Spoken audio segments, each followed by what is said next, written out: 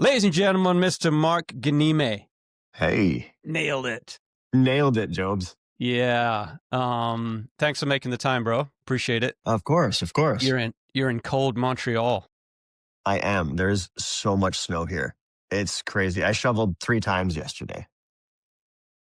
Yeah, we're like +5, Yeah. +9, No almost snow on the t-shirt ground. weather, Yeah, pissing yeah, rain. yeah, I'd rather have yeah. Oh, snow. yeah. Yeah. Vancouver. So, yeah, Mark, people may know you from Virgin River and and Candy Cane Lane and Always and Forever, and I just was looking through the list of movies you've done. Yeah, I've done a few. You're like the Christmas movie man. How dare you? How dare you? See, Is see, that what an I like to insult? call these things is the movies that I make, if you want to call them Christmas movies, which I don't. I'll get into that in a second. The movies that I've been fortunate to make have had really cool underlying themes and really great cast that have characters that aren't just like they're not the SNL skit of yesteryear with Chris Bearstick. The whole did you ever see that? That's very funny. It makes fun of the Hallmark movies Oh, and the okay. Christmas movies and stuff. Yeah. Hilarious. I play it once a year. It's so great. But those are very like they have a very big formula. It's always like there's the best friend, there's the this, there's the meet cute, there's the I accidentally fell and I met the guy or whatever, Yep. and they're very formulaic. And those, like luck would have it, I haven't made really much of that. Especially Twinkle All the Way was very cool. It was really great for the LGBTQ community. It's centered on same sex couples as a main storyline, as a main character, not just like the gay best friend or whatever, it's so it was very cool. It did a lot of great stuff. Lifetime did a lot of great stuff for the community and people went crazy about it. And then the last couple, the 2 movies that I've done for Hallmark had like a PTSD guy comes back from the war and he's trying to see somebody who was very supportive to him, and he passes away, and he meets the daughter, and he passes on this note that he's been hiding. That was called To All a Good Night. That was a really cool one, with Kimberly Sustad. And then this the previous to the one that we're going to talk about that I just did in August. Of course, in August, never in the winter. Fake snow. The other one I did recently last year was called A Dance in the Snow, and it was about a mom and her autistic daughter, who's kind of growing up and ready to leave the nest. And I play her literature teacher in school, and I've got a good influence on her, and I'm really helping her kind of like spread her wings and take some initiative and be confident. And they cast an amazing actress, and she's on the spectrum, and all of the support cast, all the way up from number 2, number 3, 4, 5, and I think 6 were all on the spectrum. A lot of the background were No way. were on the spectrum, and it was centered around this thing called the Possible Center, which was a center for people with developmental disabilities or people on the spectrum. And so it was really realistic. And the our producer Kim, and the director also have kids on the spectrum, and so it meant a lot to them. So I got to make these Christmas movies that are feel good, and you enjoy them, and they're easy to watch, and they're loving, and but they aren't There's a deeper without message. yeah, they're not without sustenance. You know what I mean? Like they have something to grab onto. So were the Spectrum folks that were on, was that by design? That was by design, and there was a very interesting thing. Go ahead. And were they like, hey, stop, no, that wouldn't have really happened. This is how, were they doing a lot of like directing as far as, what would reality of dealing with someone on the spectrum? And yeah, so that's very cool that you asked that, because when we all did the table read the script together for the first time, afterwards, Erica Chera and I, like the two leads, we sat down with them and we were like, listen, like we want to kind of know about the situation. Like neither of us are on the spectrum or have any family members that are necessarily, so we don't have a lot of information, and like what's acceptable, what terminology, and there was just interesting things like Like when I said, "Hey, so if I play your teacher, I want to put my hand on your shoulder. Is that okay? Like, is that like?" And then and then she says, she goes, "Yes, but I don't want a light touch. Like, if you're gonna touch me, like squeeze. Like, give me if you're gonna give me a hug in the movie, hug me hard." And I was just like, "That's really cool information, you know." Yeah, Um, so they definitely did that. They definitely gave us insight into what is acceptable, what they prefer, what bothers them, triggers, etc. So it was really quite cool to right. do that. Wow, you've got, like you've done a lot of movies. Like, how many movies I have you done? have I think I'm into like 40 something credits, like Holy film and shit, television. Yeah, yeah, yeah. It's been a that's while. amazing. So, Yeah. as an actor, would you prefer obviously, it seems to me like most actors prefer to get stretched. Yeah. Well, I I mean, mean, an artist, I mean, I'm an artist in a different way, but I think an artist likes a stretch, right? Is that what's oh, appealing to you in 100%. a You know, complex like stretch? I can play a doctor, I can play a lawyer with my eyes closed now. I mean, not necessarily because you don't want to do surgery with your eyes closed, but that sort of stuff I've done enough. And like for example, Virgin River, which has been like a godsend and incredible. And I have the best, like when I tell you that's the best fan base on the planet, it's the best fan base on the planet. It's It just keeps so on giving. kind and there's never any drama within that thing. There's never like it's just very and it's because the demographic is women in their between 30 to 70 or 30 to 100, so it's just a loving group of fans. And um I've always found that those kind of roles, because I've done them enough.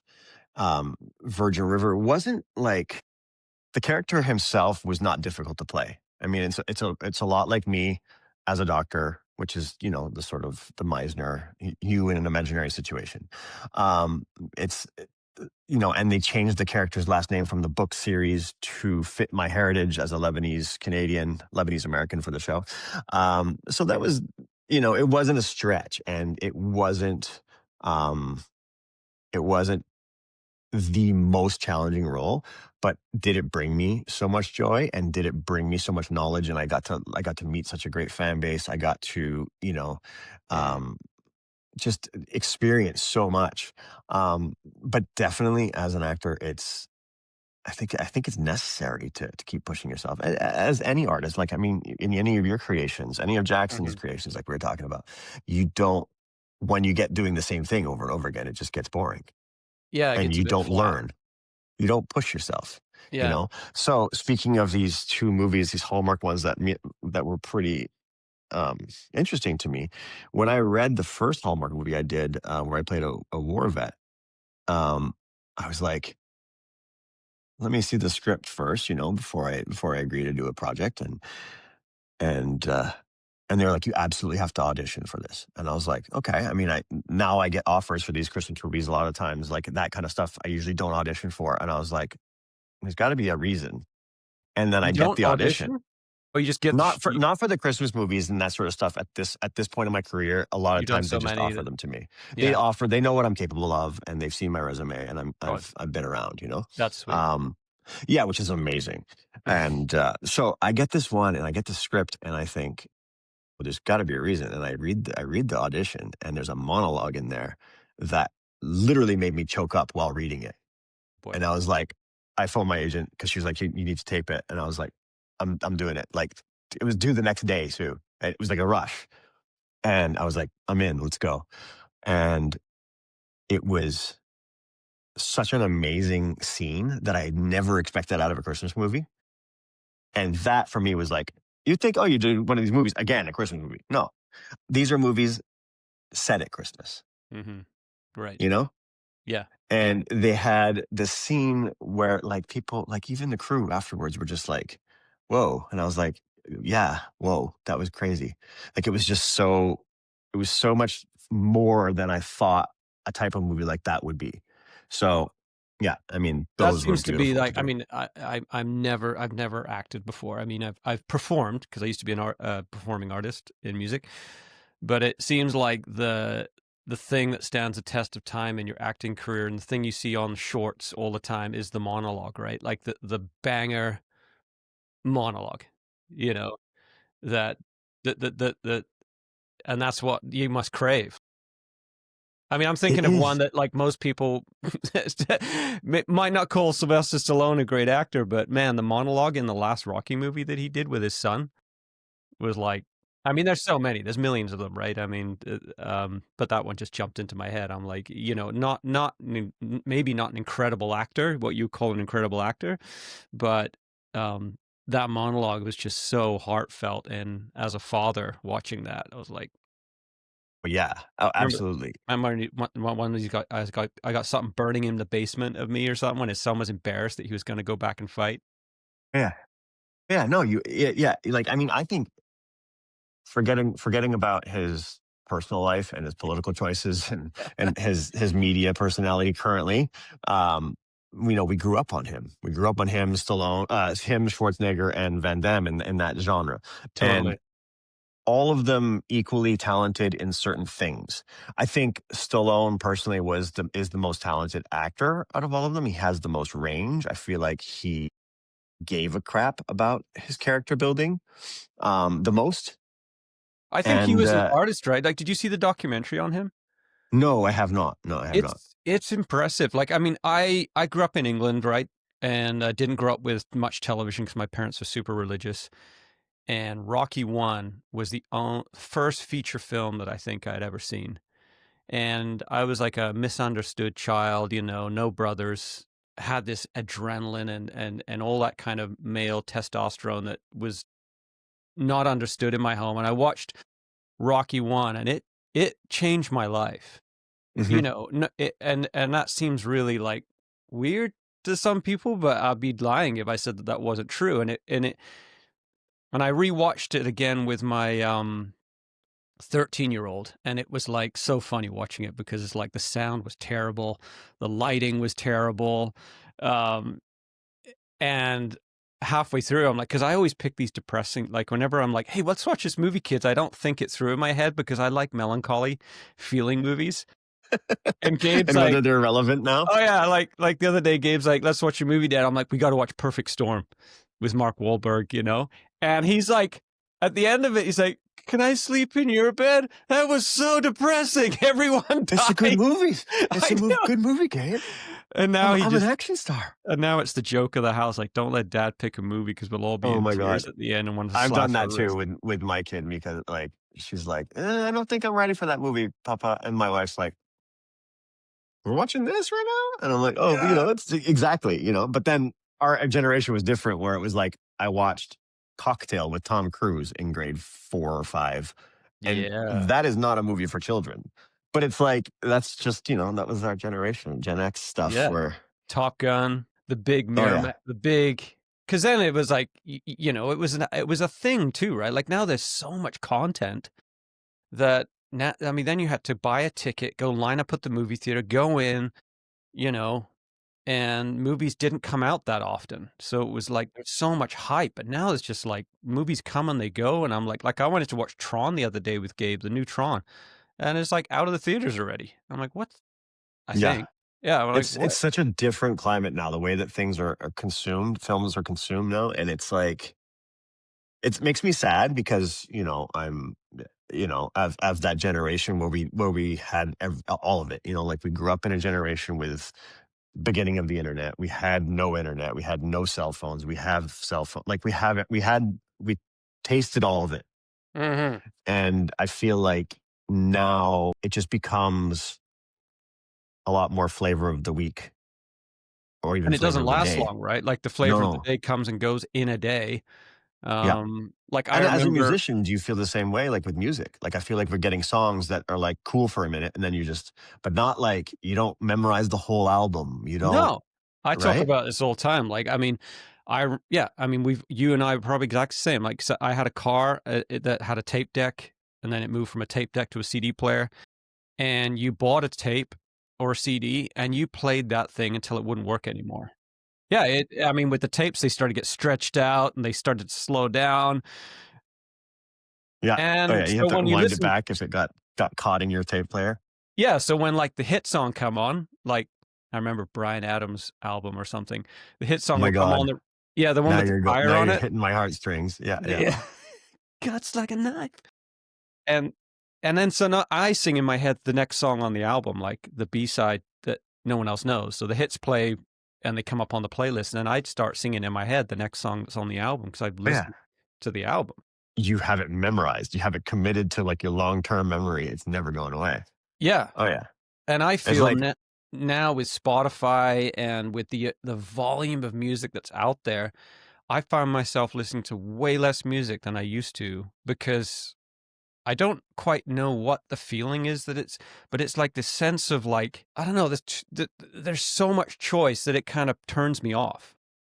and I and keep it doesn't swiping, next song, seem it next doesn't song, next song. feel like there are artists that still work very, very hard. Like, I mean, for whatever polarizing aspects of her career, Taylor Swift's super talented. She works amazingly hard to put out albums that have her in them, you know? Mhm. Like there are artists like that still that do create music with 100%. passion.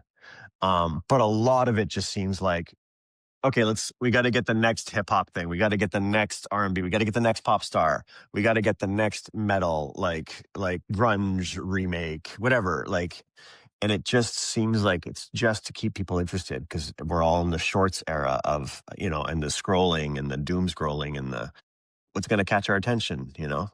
Yeah, I literally Yeah. yesterday just interviewed a lady, her channel is called Scrolling to Death, and she's mainly focused on, like, the effects of social media with children, Oh, and, that's, yeah, it was very like an important. hour and a half, and oh my god, it was depressing, you know? But that's her thing, and I see it with my children. But I don't know if it's the artist, like, I don't think artists are putting out lesser like, they're still putting it's just a platform to me.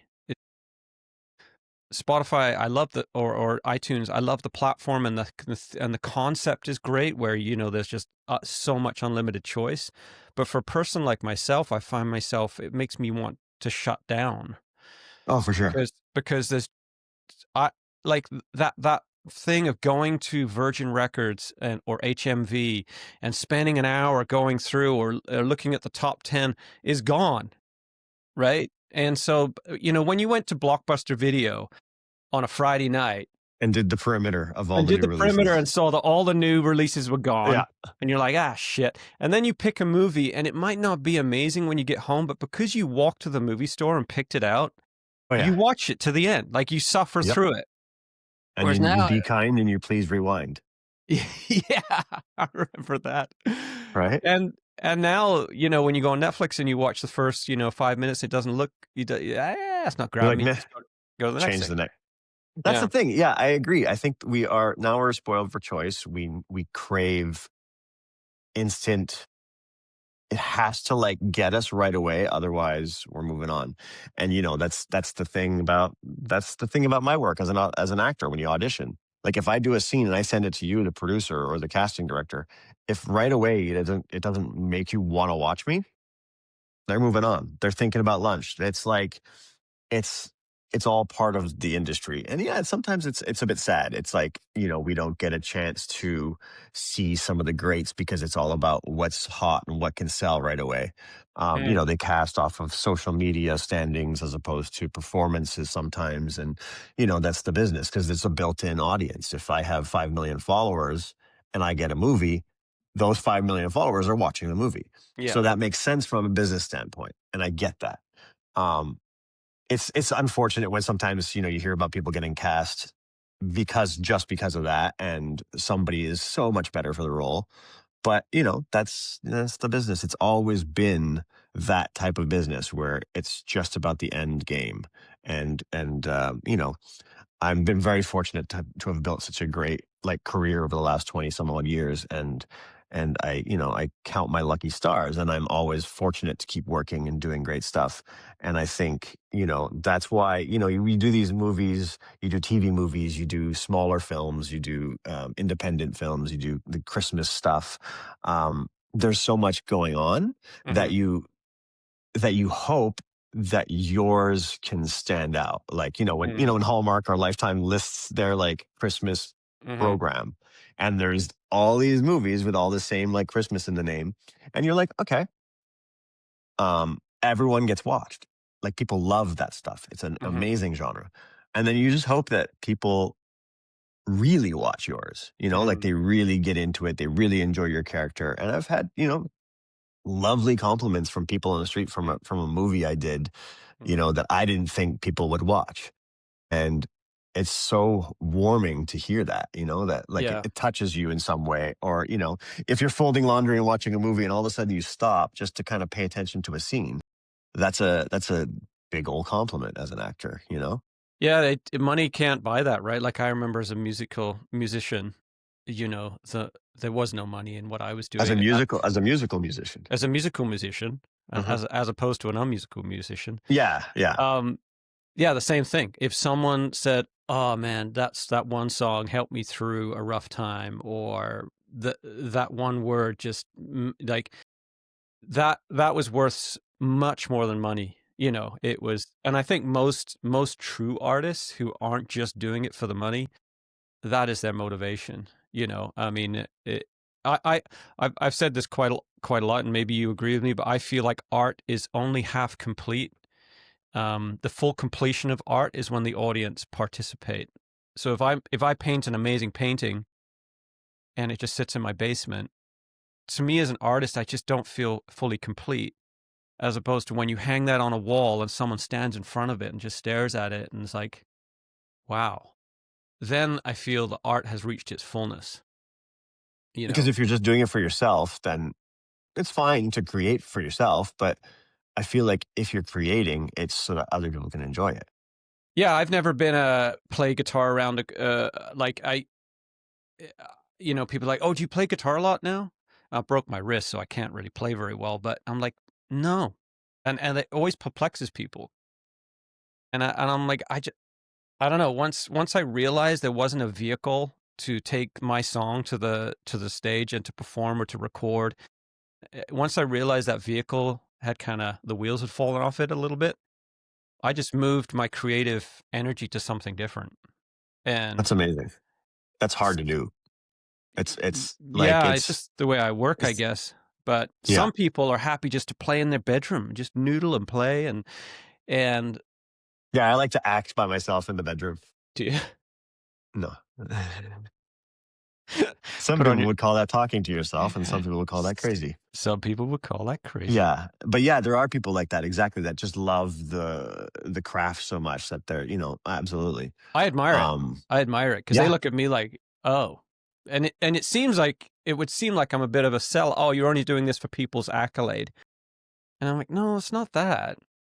It's just like I write the music to bring people pleasure, right? Because that's what a performer does. Like a court jester was there to make the crowd laugh. Like a comedian, yes. like the payoff for a comedian is to have someone laugh at his joke. And um, When you're a performing artist, it's part of it. Like, people that don't understand that, if you have a regular, let's say you have a regular 9 to 5 job, you work in an office, you are a programmer or you are an accountant or whatever, you have a job, your performance is based on you getting bonuses and you getting paid and like consistently keeping the job and your boss telling you, hey, you're doing a good job. mhm, That is a metric that you can judge your own performance on, mhm, right? mhm, How do we as artists know if we're getting better and doing good work? mhm. Unless it's to put it out there for people to see and get accolades. Put it in the marketplace. How do we know that our work is good? Mhm, When you're in the day job world and you're getting paid and you're getting bonuses and you're mhm, moving up and you're getting higher in the company, you know that you're doing good work. It's mhm, obvious, mhm, right? You're not mhm, getting fired. You're not getting written up, or you're getting fired and you know you suck. But like in our business, for me, it's the biggest compliment because it's the only way that I know that I'm really getting better at this mhm, is when people come up to me and say, "Hey, man, I saw that movie and like I really loved it, and my daughter is autistic, and it really touched us, and you played it perfectly." It, that to me is worth $1 billion because no matter how much I work, because the casting and me getting a job is not always based on my performance, like we talked about. It's like your socials, it's your look, it's your height, it's your hair color. There's so many things that are out of my control. mhm. That is really the only way to that I know that I'm getting better. Mhm. Not that I'm just working. Like I can just work, you can just work, but that you're getting better, you get a Mhm. bonus in life, in Mhm. work, in the day jobs. But as an actor, when people come to you and say, "I really love that," Mhm. or "I saw you in that and you killed it," Mhm. like I would leave an audition, someone would be like, "Hey, by the way, great work on Helix," and I'm like, "Whoa, thank you." Mhm. Like it's such a huge compliment because it's the only way that I know that the work I'm putting in is getting paying dividends. Yeah. So people say we're only doing it for accolades. It's your job is for accolades in some form or another. Everyone's job is. Yeah. I mean, I think an artist is doing you're a servant of the people. Like you're trying to make someone have a better day. You're trying to make someone feel like they can get up and move again. I mean, you can inspire in so many different ways. Someone might look at your act and think, "I think I could do that," and it might inspire them to go and audition. I mean, there's so many different ways, but I think you're Yeah. a servant of the people, and sometimes that gets muddled with, "Oh, you're just looking for attention," and it's like I grew up in the church, and so the first time I performed was in front of you know, people in a church, right? And I'm so far from that now in my life, but um, there was all this confusion because they were you're supposed to in the church you're supposed to bring glory. You're supposed to be a kind of mirror and bring glory to this higher being, God. And so as soon as you started to perform, you were kind of shut down or criticized, like you're bringing attention to yourself. And I found it so confusing. And so when I left the church and just went and played in bars and nightclubs, I felt so free because I could Oh have yeah. got up there and I could have dressed up like a woman. I could have gone up there and just stood there. I could do, if I've got an hour slot, I'm allowed to do what I want. And if you choose to walk out or stay, that's up to you. But as an artist, this pressure of having to be this deflector Oh yeah. of attention was just not normal because You are commanding attention. How can you not? yeah, Like you're on stage and people are watching you. yeah, and then somehow you're supposed to be Whether invisible. it's in front of the choir and next to the pews, whether it's wherever, you're still people are watching you do something. How are you not supposed to have the attention on you? Yeah, it was so confusing. That must have been crazy. I know, like my dad's Maronite Catholic, and I started going to church with him on Sundays in my 20s when I was living in Calgary, and it's sort of how I got my artistic life going. I started taking hip hop dance lessons, and then I did singing, and I started learning how to do opera. I was just trying everything until I found what I really wanted, which was acting. It was just kind of floored me one day. But yeah, I would sing in the church, and it's it's weird because it's supposed to be like a very safe space and no one judges you and everything, but it's like there's always like an undercurrent of something of maybe it's jealousy, maybe it's whatever. Like, and it Humanity. seemed weird to me that people would look at me like that as opposed to just I'm here to just give something of myself to you guys to enjoy that I'm nervous about and but I wanted to share. Like, yeah. So your Bizarre. journey into like, I mean, you said that it started in church, acting and drama, and then suddenly, I mean, sorry, doing all this other stuff, and then acting is Singing. the thing that grabbed you. So you were a performer at a young age, like, No. No, I or were mean, you I would shy? do I would do, like I was kind of a nerd. I was kinda quiet. Um, I would do, like, videos if we got a chance in class to do instead of a paper. Like, me and my best friend, Lucas, who lives, like, a block away from me now, Oh, we would nice. always choose a video, right? Yeah. Like, him and I would always just clown around and do cool stuff.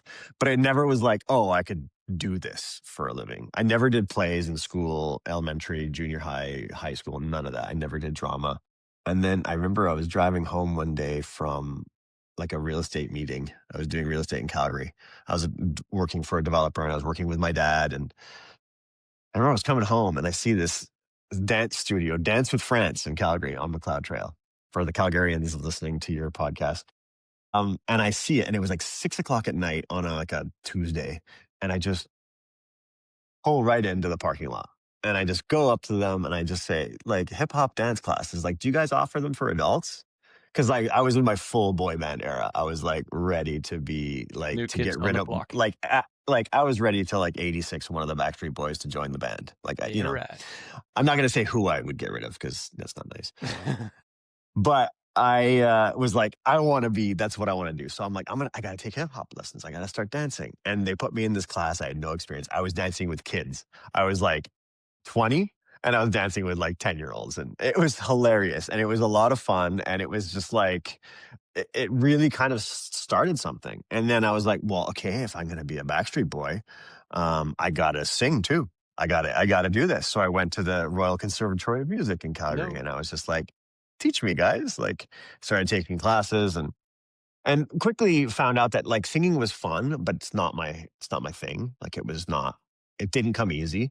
I've done vocal stuff for some movies, and I've sang here and there for things, and it's like I can hold a tune, but I'm not a singer. Um, then I even tried out for Canadian Idol, actually, season 1. Did you? Oh, How yeah. was Oh, that? yeah. Oh, man, that It seems was like bonkers stressful. that was rough.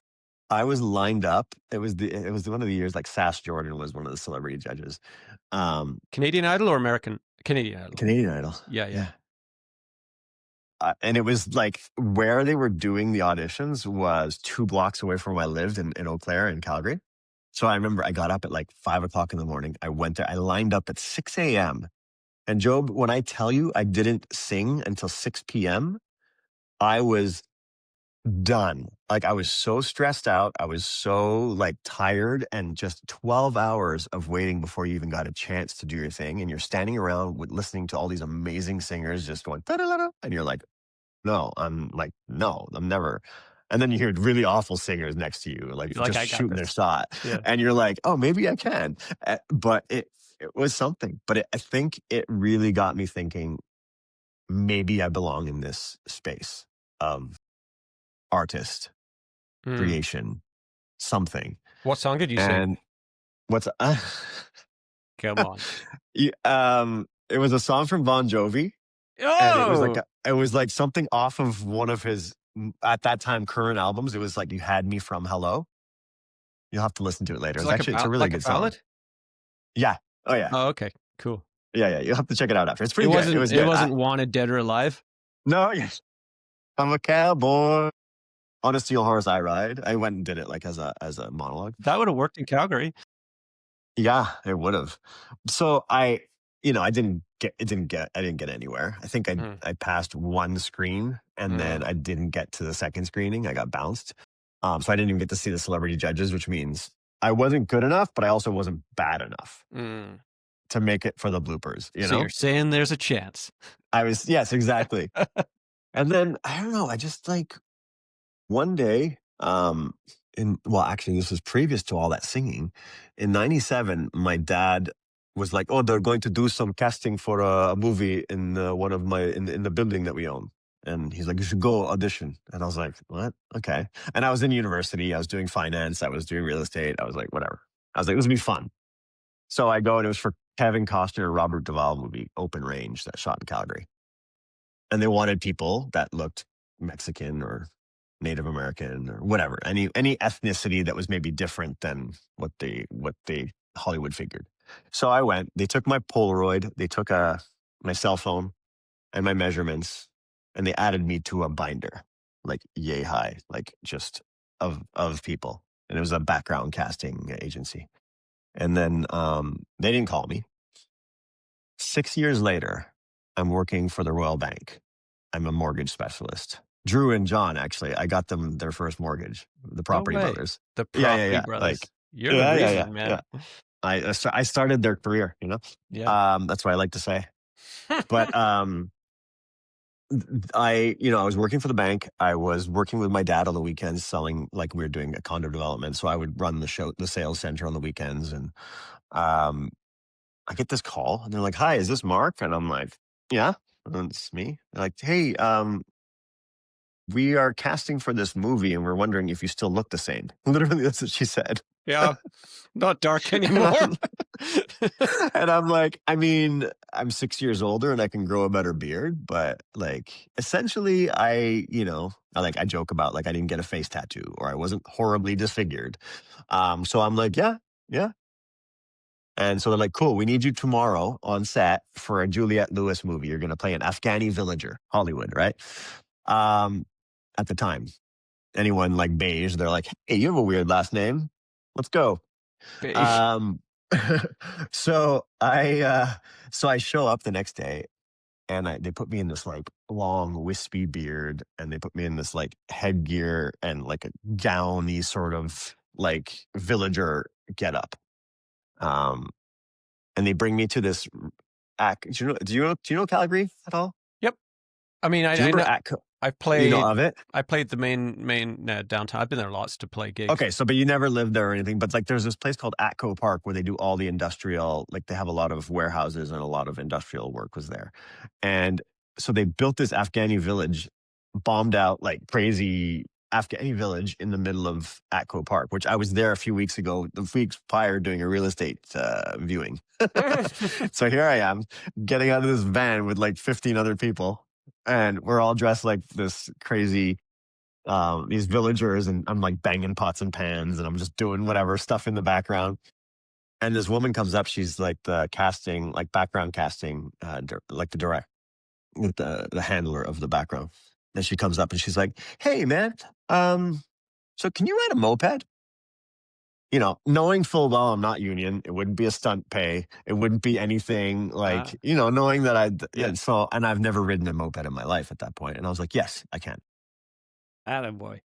She's like, "Okay." But I said, "But you know what? It's been a while. I'm gonna need like a few minutes in the parking lot just to kind of get my bearings." And she's like, "Oh yeah, yeah, sure. Take whatever time you need." I should have practiced a bit more because I dumped the bike. No. Oh While yeah, yeah, camera's yeah. rolling? Or Oh yeah. shit. So this is amazing. So they're shooting the shot through the cracks of this door. Mhm.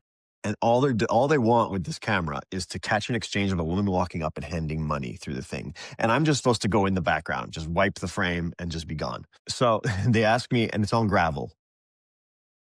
And then there's a turn later, but way past the camera. I knew nothing about camera placement. I knew nothing about like any of the technical stuff in film and Mhm. television. Mhm. So she tells me, okay, you got to go faster. And I'm like, faster and longer in my head. Further, no. She just wanted me to just go past the camera faster and slow down, but she didn't tell me that. So there's like a corner. And so I keep going faster. She said, go faster, faster. And then I just slide out and lose the bike. Bam, I like crash and like it lands on me. I break the signal light. Um, and they're like, "Oh, are you okay?" But also like more like, "Is the bike okay?" Yeah, yeah. So I'm like, "Yeah, yeah, I'm fine, I'm fine. Like, please don't replace me. I want to do this. This Yeah, is yeah. my moment. This Yeah, is my yeah. time to shine. I'm I'm the gonna be a blurry guy on the star. bike. Oh my god, I'm a star." Yeah. So I take the bike back, and I'm just supposed to. I always walk it back to the mark, and I'm idling, and the director and they're like background, and I'm supposed to go on background, but the throttle's broken, and then I'm like, shit. I don't know. I don't want to stop this production. So I walk the bike, like your camera. I walk the moped and I literally look right down the barrel and I go, and I keep walking it out of frame. And then all of a sudden I hear, fuck, cut. Will somebody fix that fucking moped? You have to bleep that out maybe for the podcast. I'm not No, no, sure. you can But swear on this. I'm like, oh my God, I'm screwed. And I was like so glad that I wasn't in the industry or wanting to be in the industry yet. I was just like, it was my first day. Cause I was like, You'd have been I would mortified. never have worked again in my mind if I did that in a real scenario where I wanted to be an actor. She comes back, she fixes it. She's like, okay, there's no more signal lights. The throttle's fixed. You can't break this again. And please go on action. And I was just like, this is amazing. This life is scary and crazy and it's bullshit and it's also intriguing. And I'm like, let's go. The next day, I show up at this actor studio in Calgary, Company of Rogues. And I'm like, teach me. And that was it. Like, I spent the next 2 years studying and taking classes at like 3 times a week while doing other stuff with real estate. And that was it. and then I moved to Amazing. Calgary, and I moved from Calgary to Vancouver, and my dad driving the U-Haul, and he's like, "Okay, you're going to go for like 2 years and then come back," and I'm like, "Yeah, yeah, yeah, totally, Dad." You know, that kind of stuff. That Dude, was it. that reminds me that your scene with the moped. Have you seen that movie, The Party? With, It's like Peter Sellers. yeah, Oh my God, Birdie Num Nums. Birdie Num Nums. We can't do that. We're gonna get canceled real bad if we do that. Really? We can't do. Yeah, I love that movie. My dad showed that to me along when I was a kid.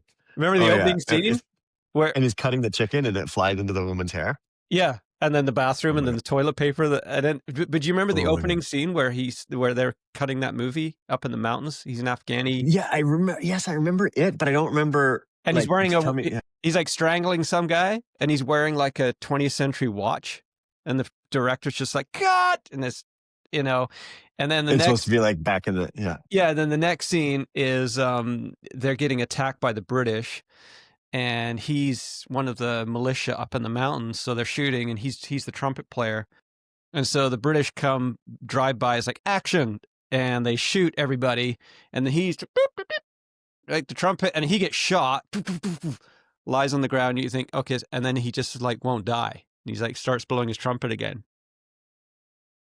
and then they move all their machine guns and just aim at this one guy just open fire and he's like and then he's dead and the director's just tearing his hair out and then he I don't remember that part. I need to rewatch it because now. then I the think director it's. like blacklists him right like the story goes it's like never let this guy work again he writes his name That was down me. Yeah, yeah, yeah. That and was. I thought then that was gonna be me. and then his assistant says and he says oh to assistant hey I'm having a big party the list is on the table of my desk and they end up inviting him to the party and he's the guy and he wasn't Oh supposed to yeah, come at all and then he just and makes the and party an havoc absolute shit ensues. show Oh my God, yeah.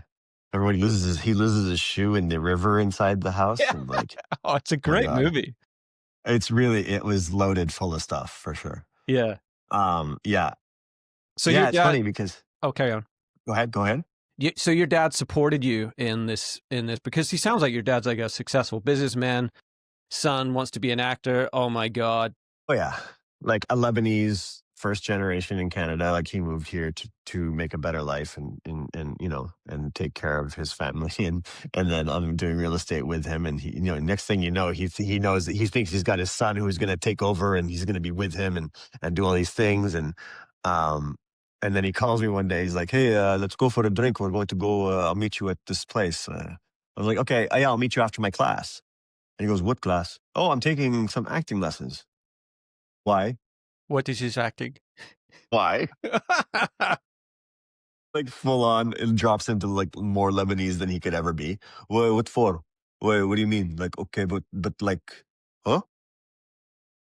And I'm like, "Yeah, I just thought it'd be cool. I'm gonna try it out." He's like, "Drinking slowly." "Okay, but like you'll try it for like a year and then, go back to real estate?" "Yeah, yeah, yeah. I mean, I'm just gonna give it a shot. I'm gonna see. It's pretty cool. Like I really enjoy it." "Okay, okay." That I remember plain as day, like where we were at the bar in this place, like we're standing having a drink next to each other, he's just and perplexed he's just not even. And then smash cut to 2 years later, he's driving my U-Haul and I'm driving my car out to Vancouver, and he's like doo doo doo with his buddy and like supportive and taking his oh that's son to good like pursue his dream, and he was amazing. And he's always been amazing and supportive in that sense, and I'm very lucky. My parents were both like very proud and. But there was always that when like, are you is coming he back Yeah, and then literally same thing. He drops me off, unpacks the U-Haul with me. He like sets up my apartment with me, and then he's like, "Okay, so like you try this for like 2 years, and if it doesn't work, you come back to Calgary."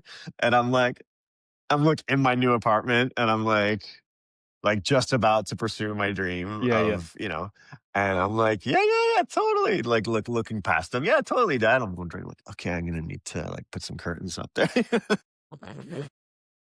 And then he so he goes back to Calgary, and I'm like, I'm living there, I'm doing my thing, and I'm grinding. Like it took me 9 years. Like, the not 10 years, 10,000 hours thing. That was for real for me. Like it took me a while to get going.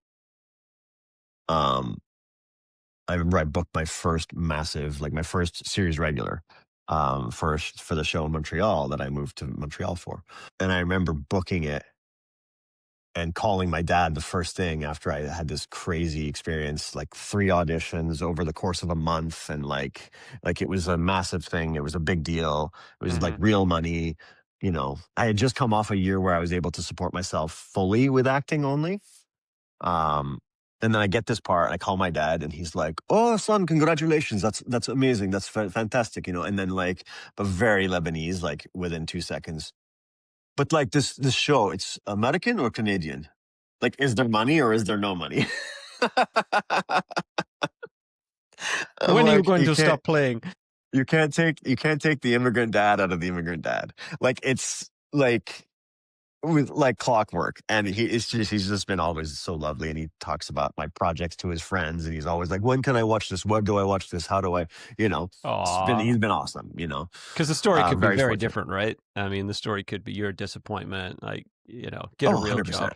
Yeah. 100%. And, you know, like there were times like where he was like, "What are you doing?" Like, you know, it was very lean years here and there, like especially at the beginning. And then, you know, I've been fortunate ever since that movie. Like I've been fortunate to be doing very well for myself, and he sees that.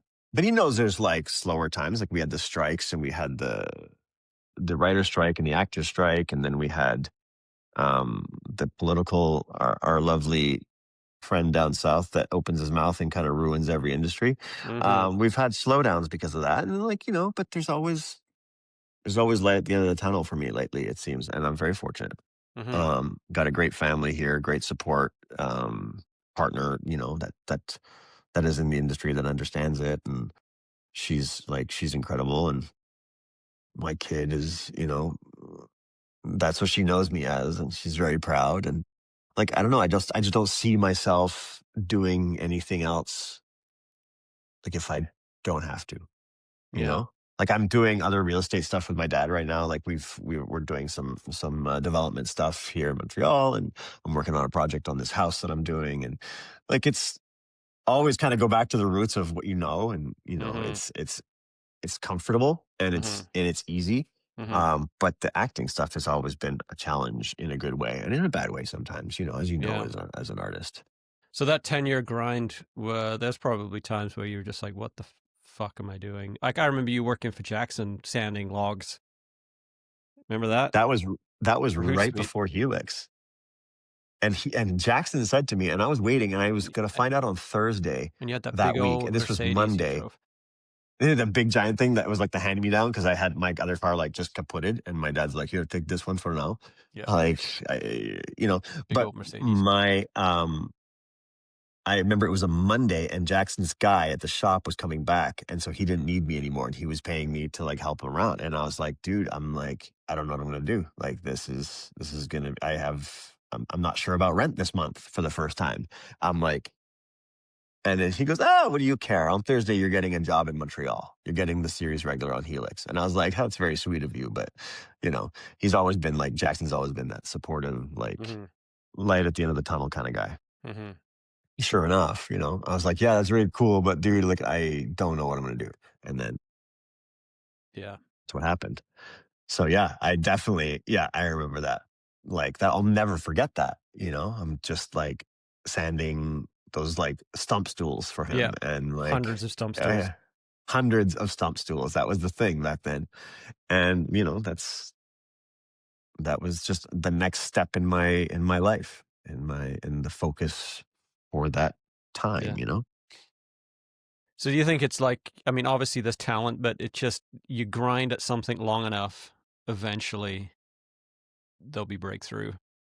I think so. I think it's like everything. I mean, there's luck, and there's being in the right place in the right time, and there's having and putting in the work.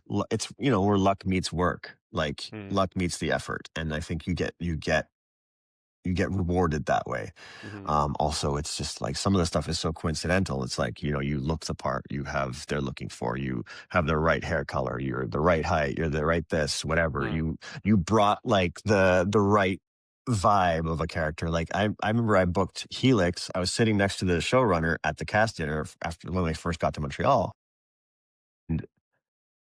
I was doing the audition and I was debating whether or not to send this one take where I did this thing at the end of the audition, and I was just like, "Yeah, yeah." I said to the woman in the scene, I was like, "Anyway, I clicked the flashlight. I'm like, I'll see you later." And I walk out of frame. And I debated whether or not that was stupid. Should I send that take? Did it look dumb? Was it too much? Was it whatever? And I go, "Hey, Steve Maeda, the showrunner." I was like, what decided, what was the final decision that made you realize like I was the one? He goes, "You know what? You did this thing in the tape where you like clicked the flashlight." And I was like, "That's my Sergio Ballesteros right there. That's the guy. That's our guy." And I was like, I almost didn't send that. Yeah. You did something different or Like, authentic maybe. Yeah. yeah, and it was just it came out of me, and I was like, "Oh, that's cool." But then I'm like, "Oh, is that cool, or is that me trying too hard?" Like you start reading it and Over. analyzing everything, and it's just like, It's like music, right? Or anything. It's like that, the part the take that they leave in is when that string buzzes or when your voice cracks a little bit. Because they're like, "Oh, oh yeah, that's the humanity right there. That's the part that's not the recording in the studio. we That's don't want yes, perfect. We want real." Um, the nice yeah, it seems to me like that with acting and music, because that's all I've got to relate to in the art world as far as performing art. Um, the reason I got out of it was because, well, I was having child number 3 and I was broke. I'm yeah, like, I got to make some real money. And it just felt like such a young man's game. Like music, they wanted, the pop star. I was constantly ashamed of my age and trying to hide my age. Mm. And it was stressful. I remember when I hung up my boots and said, "We're done." And I wasn't bitter at all. I was like, we gave it a good run. We gave it our best shot. We made 2 amazing albums that I still to this day think are great. I'm not ashamed of them. And I felt this huge sense of relief of I don't have to try anymore to be like the industry just wanted this like young pop vibe, right? And I was getting older. I mean, I was yeah. still in my 30s then, but they wanted someone that was 18, 19, 20, you know. But That acting could be seems the like heartthrob, and yeah, yeah, but acting seems like, I mean, people get parts in their 50s and 60s and 70s and yeah. I mean, Morgan Freeman, I think he got his first real role in his 40s. Like, I think that's, if I remember correctly, like, I think it was, yeah, like, definitely there is the more opportunity for like, because there's all walks of life, all characters are necessary from different age groups. There's definitely still the, like, as the generations go, like Tom Cruise is no longer the action star that everybody pines for. It's like, the guy that did the new Top Gun, or it's like Mhm. the Sydney Sweeney who's taken off. It's like all these younger, and they're all like the hot, like young dudes and girls and whatever. And that's just because that's the demographic, the 18 to 25. That's what a lot of people strive for, in the business. So yeah, I sometimes feel like, oh my god, I'm like done. I'm playing a dad now only in these movies, or I can only do this or that. But then sometimes you're like, it doesn't matter. No, You're because still getting to be in this stuff, and you're still in the industry, and you still get to like create. And now I'm playing teachers to kids, and I was like, when I first started, I thought I was going to be the high school student or the college guy in the movie, and now I'm playing the teacher of the guys and the girls, and like each time I get to do something, it's something new and it's something exciting. Like on this new movie that I've got coming out tomorrow on yeah, let's Lifetime. talk about that. A Runaway Bride for Christmas. Yes, so I Premiering play tomorrow. tomorrow on Lifetime, 8 p.m. Pacific and Eastern time on Lifetime. So I work with Nichelle Turner, who is like a longtime host of Entertainment Tonight in the States. And this was her first time, like first acting gig. Like, and she is the lead in a movie, and she comes and she's just like, okay, let's do this. But also like how? And she was, she really gave it her all, and she worked really hard. And I was coming from a point where I have way more experience, but like it was fun because we would just get to like work off each other and come up with ideas. And I'd be like, okay, so this is how this works with the camera. Like, you're used to Mm. being a host and you talk right to the camera, Yeah, I was gonna and say this is that. what you do. Yeah. This is what we do over here.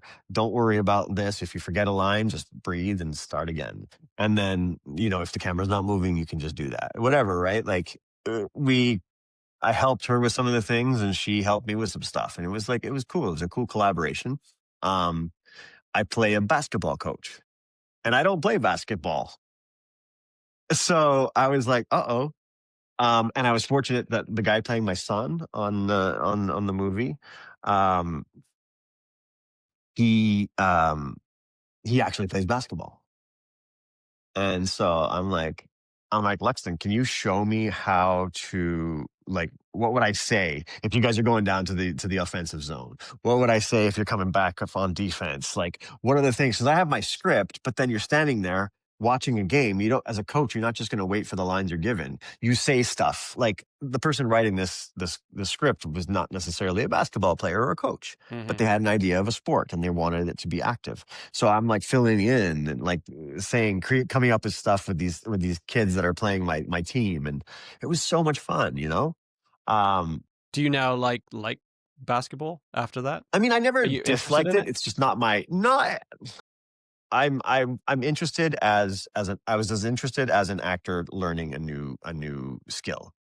And like, between shots, we would shoot hoops, and I was so bad. Like, when I tell you I was airball king, and like throwing, and then like the next day my forearm, because I was like really having to put effort in because I suck. And like all the kids were laughing and they were just like, no, no, do it like this, try it like this. um it was definitely, I have more respect for the game. It's really hard. um Not as hard as hockey. Hockey is the number one sport, Yeah. and hockey and tennis.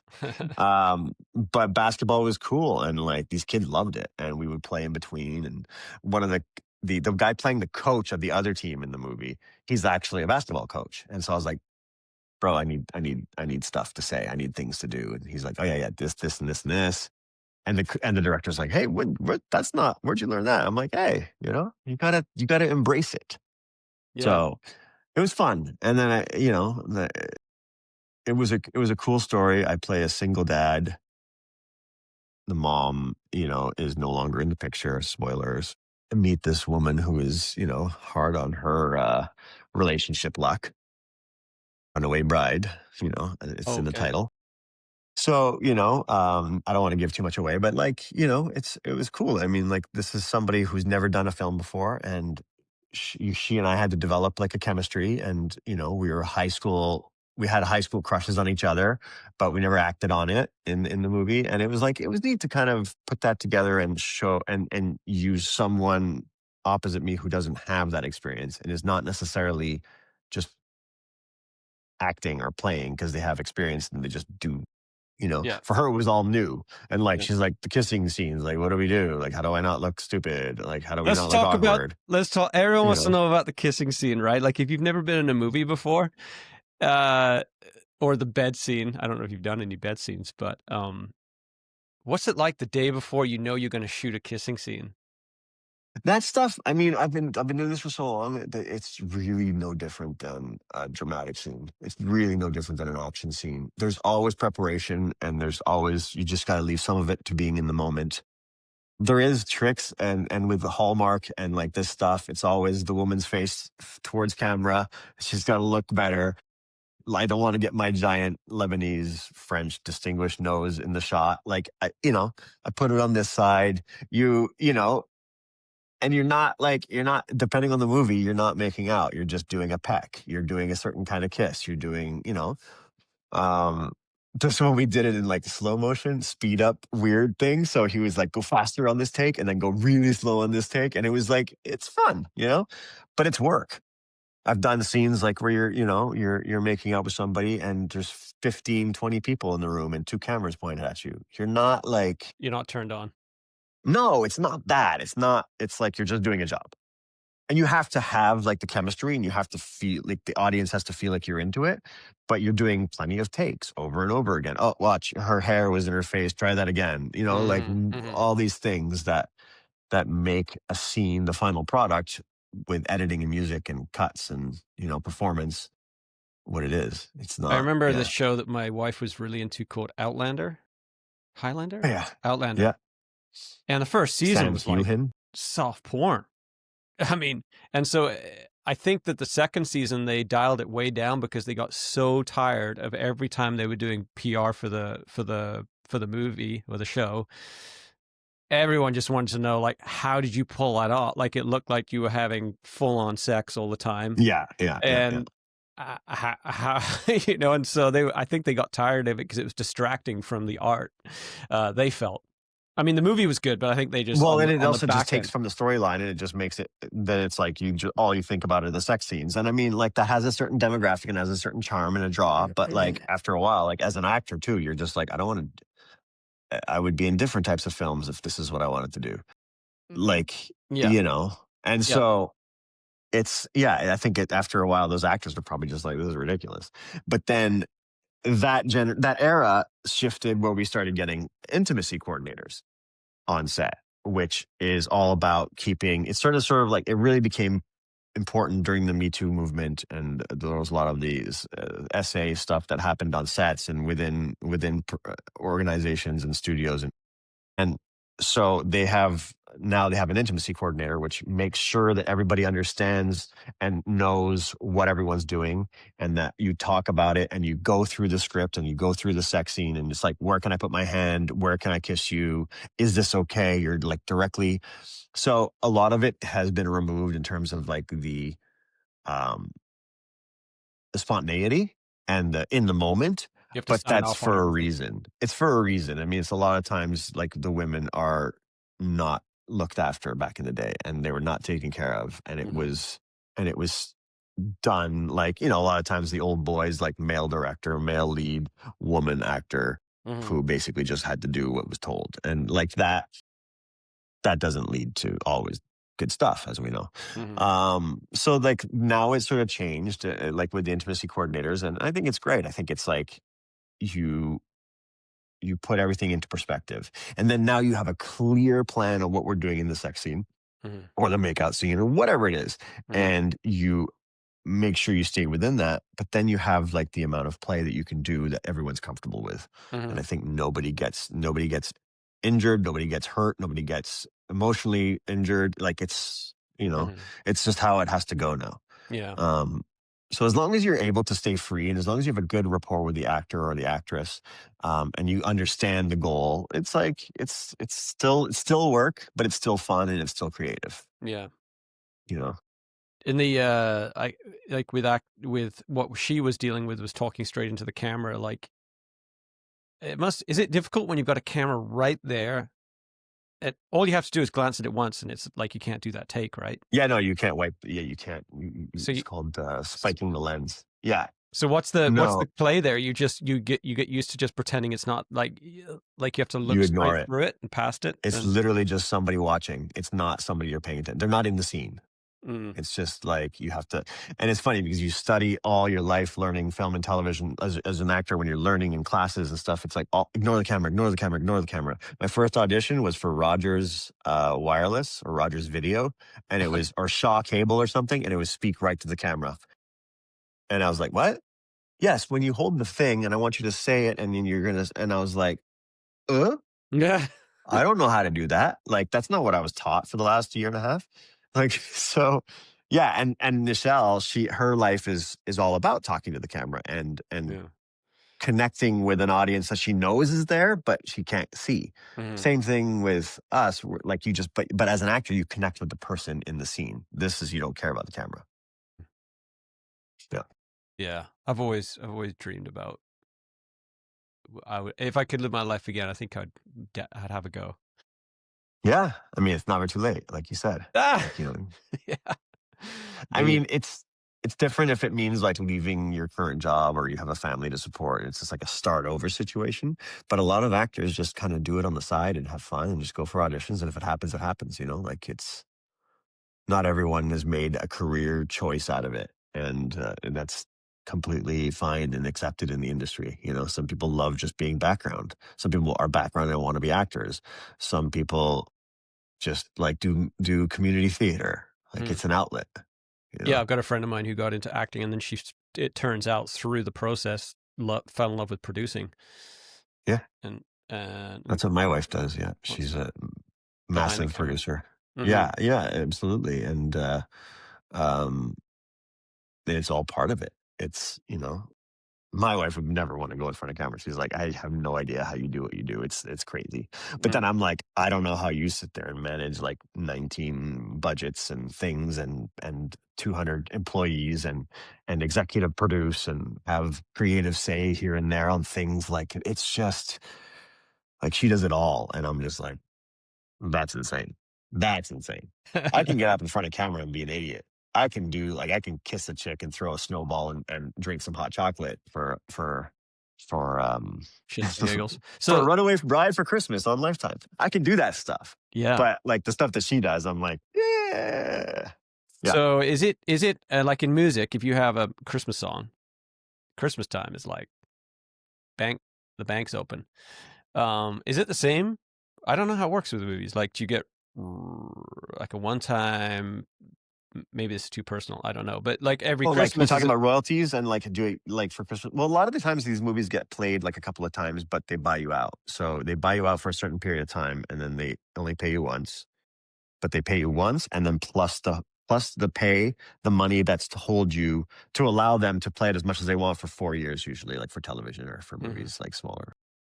And then after that, if they air it ever again, then they start paying you. So I get like random checks from Helix from 15 years ago or 10, 12 years Dope. ago. And yeah, like it's cool. Or like Age of Adeline, the movie I did with Blake Lively, like a small part in that. And it's like you get these things and you're like, oh, that's cool. Yeah, Oh, the gift that keeps on giving. I was yeah. I remember Rick Astley. Of course you do. Oh yeah, of course I do. Do you know that he's had like there's been a Rick Astley revival, and He's Rick rolling again. he is actually a super interesting guy to listen to on a podcast. Oh, I bet. I Like bet. his journey and how he's just a good man, and he's just really deep. You wouldn't think He just so. never gave up and he never let you down. He never let you down. You know, he didn't write that song.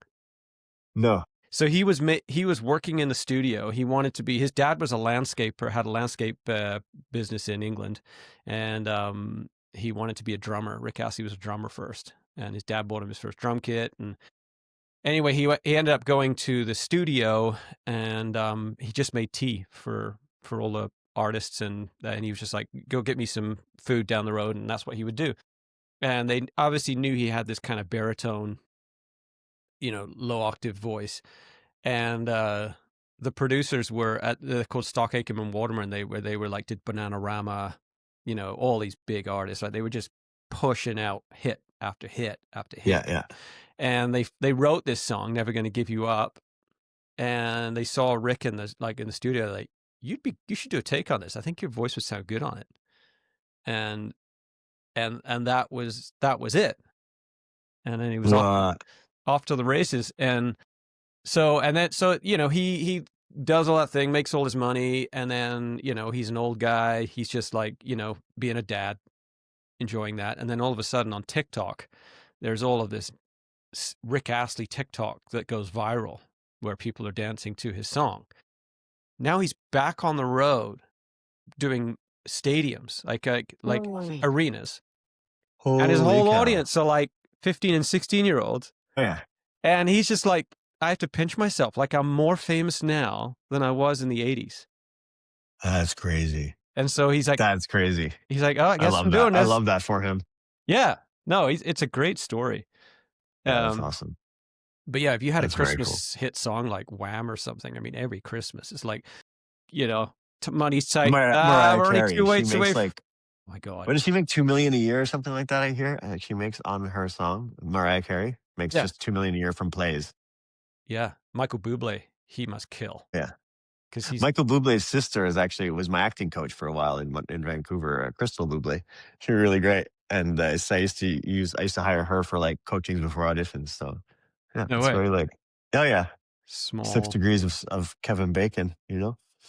Yeah, Bublé is pretty cool. Bublé's done some interesting like he's turned a career of the type of music that you wouldn't expect people to sing in crooner music. in that Yeah. day and age. Yeah, like it's cool.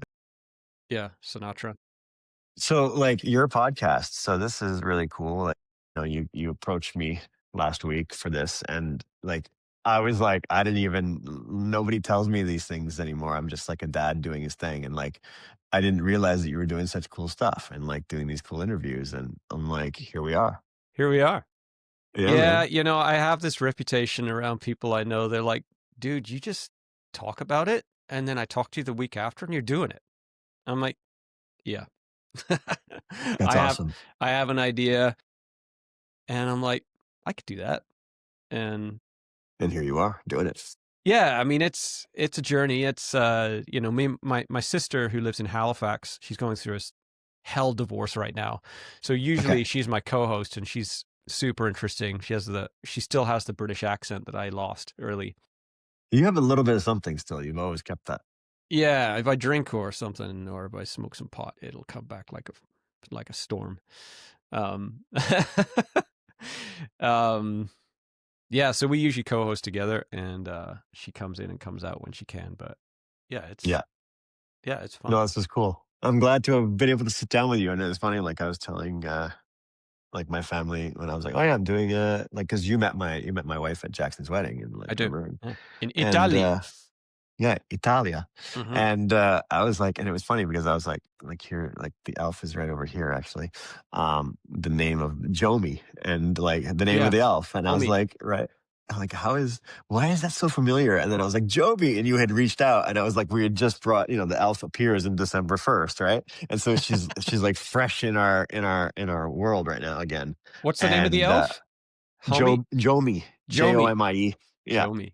Currently Jomi has a cold. This is her thing today. Oh, call 7. Cute. How old's your Sick daughter? 7. What's And it then say at she's the got bottom like, there? P.S. Booger, something booger. My boogers are very green. you know, and so she's got a cold. So this thing, I think, how old are your kids? So I got 2 in their 20s. So They're yeah, in Vancouver, and then I've got a 13 and a 15-year-old. yeah, so they're kind of out of the elf era. Yeah, Santa. Yeah, they figured out the Santa thing. I never grew up on In Santa. in case some of our listeners are But kids. yeah. Um, but yeah, they're it's how old is your little one? She's 10. Yeah. Okay. She's a big 10. Is she Big 10? Like big She's 10 attitude? going on 20. Oh yeah. Bro, It's you it's all my you fault. you have got fun times ahead. Yeah. Oh yeah. She's a big pain in the butt, but she's amazing, and she knows she's smart, and she knows she's a pain in the butt, and she's like lovely. My She's yeah. my It's fun.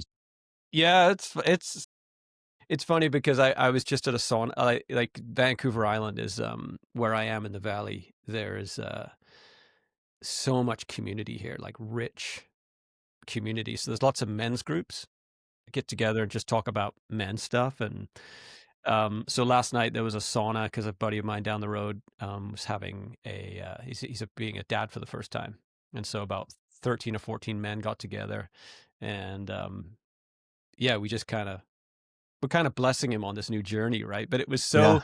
funny because all the dads just desperately wanted to just burst out and just tell like the hard stories because it's tough, right? I mean, you Yeah, yeah. can't prepare a Yeah. parent for what's coming.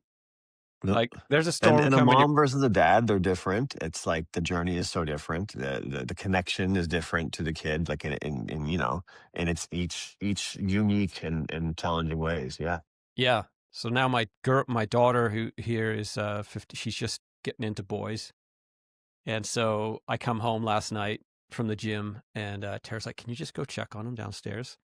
And so we have to do these like drive-bys, like a walk-by. Just Yeah. I come inside and they're just like I just said, "Hey guys, some heavy groping going on over there." And I just kind of said it in a joking way, right? Because they were on top of each other, like not clothes were on, and it's like, um, and my daughter is So feisty. awkward. Oh yeah, my daughter is so feisty, and she texts me in the house because she doesn't want to talk about. She's like, "That was so inappropriate. He's so embarrassed." he wants to go home. Why don't you? Da, da, da. And then she Googles what the word groping means, and it means way more than I just it's like cuddling, right? And Yeah. I just said groping, so it's like pretty explicit what groping.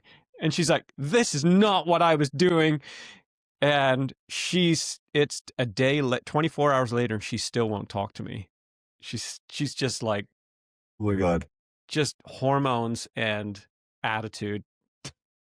And I'm like, Amelia, in my when I grew up, if my parents walked in, they would have flicked the lights on, they would have separated us on the couch, they would have sent him home. Oh Like yeah. I was going pretty easy on you. Yeah. You got it pretty easy. You got it. Yeah. Yeah. Yeah, I was just kind of It's a saying it in a different. joking way, but yeah, you got a lot Yeah. more to come. But you still got to do the dad thing. And you still got to take care. You got to watch. And that's why I'm like, Mika, you're learning Taekwondo. And she loves it. And I'm like, Yeah, handle your own because, like, you have to. it's weird. Yeah. Like Tara was like, she's like, oh, maybe you could be like this boyfriend comes on the scene, and I'm like, well, she's my girl, and I can't help but there's this like little like there's like this male thing in the house, like you're moving in on my girl. You're a Yeah. nice kid, like he's a really nice boy, right? But I'm not gonna be like, you gotta earn my love. I'm sorry, buddy. Like I'm old Yeah. school like that, and it's not something I'm contriving or trying to do. It's like this thing No. that's going on inside me. I'm Yeah. like I'm not gonna be like super It's not, chummy with you. it's not going to be Sorry, a walk buddy. in the park. Yeah. And she's You like, got to, he's yeah. kind of afraid of you. I'm like, I think that's good. Bit of Yeah, healthy nothing fear. wrong with that. Nothing Yeah. wrong with that. Because, our kids aren't afraid of us. So at least someone should be. I know.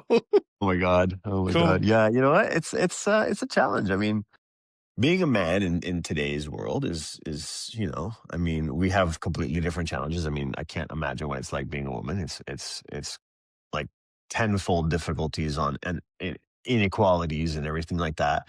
But I mean, being a man today, where our generation of dads was like very hands off and very like my dad says to me, like, you've changed more diapers in 2 weeks of Mika's life than I did your whole life, and it's like that's the generation that we're leaving to be the best that we can be, like just like my dad would have probably tried to be better than his dad, and like Hmm.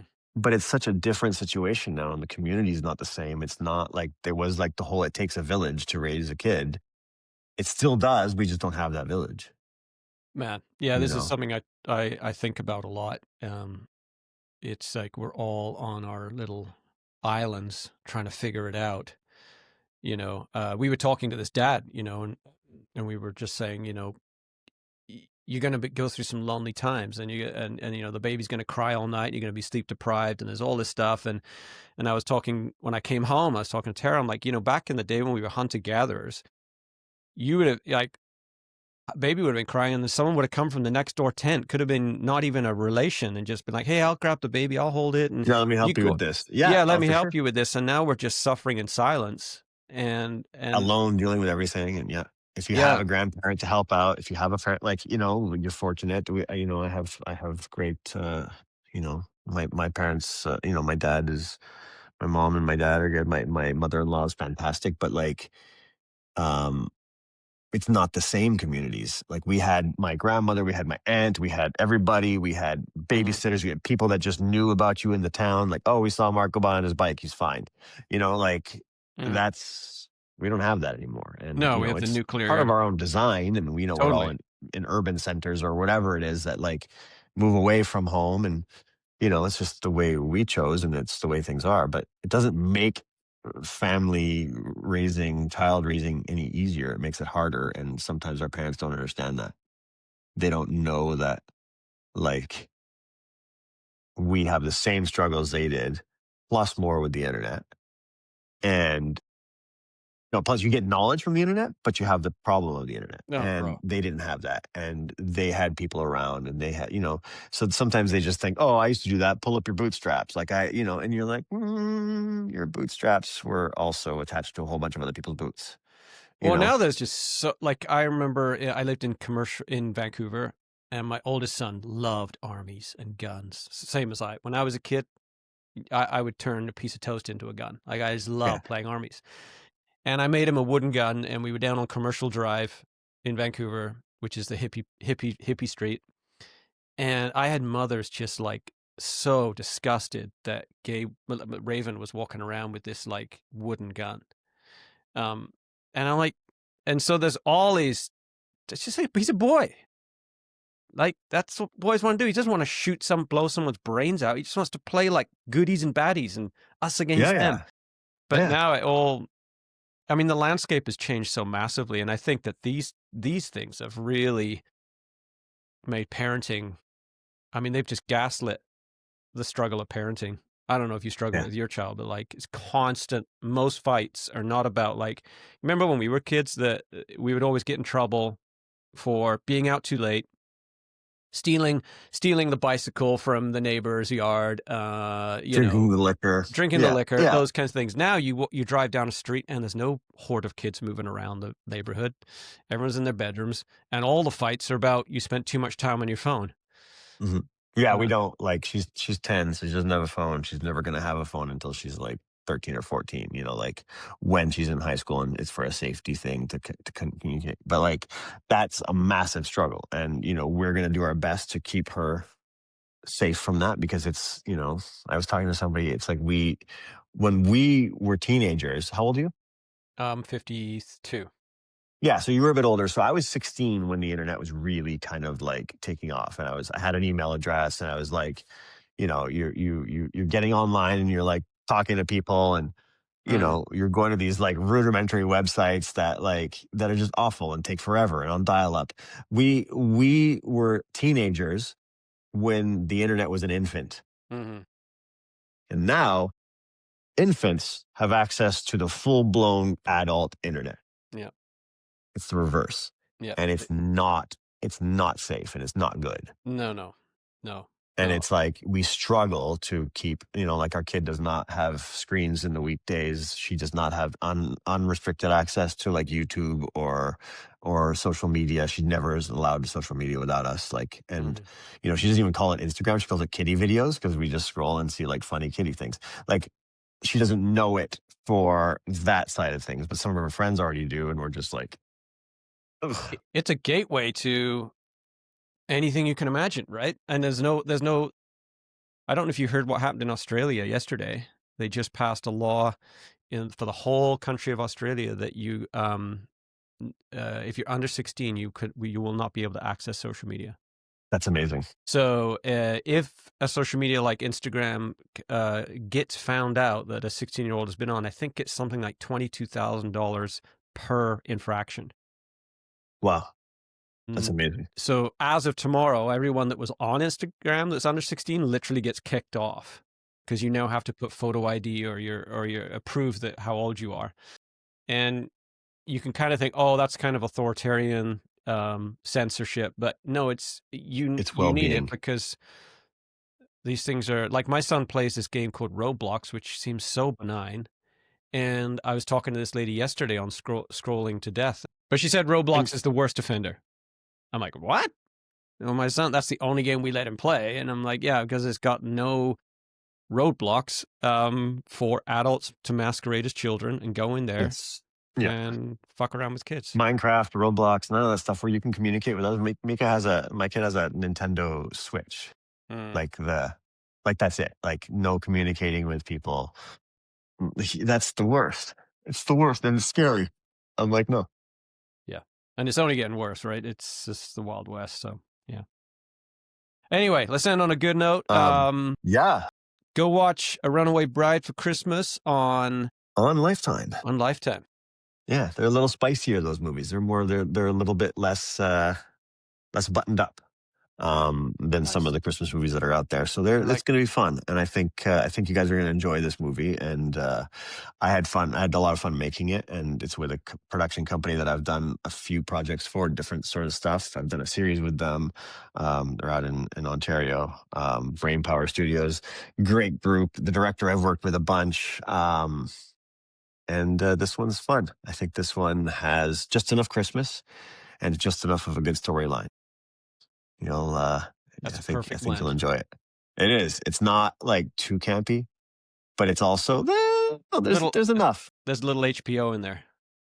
Yeah, yeah. Maybe not HBO.